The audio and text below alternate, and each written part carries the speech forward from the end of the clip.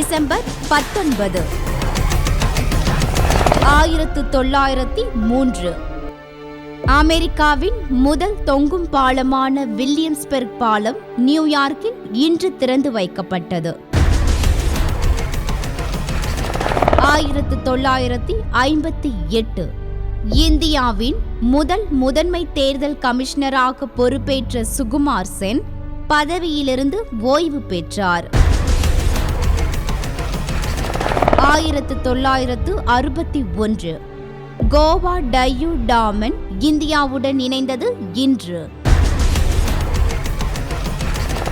1978 நாடாளுமன்ற உரிமை மீறல் காரணமாக இந்திரா காந்தி நாடாளுமன்றத்திலிருந்து வெளியேற்றப்பட்டார்.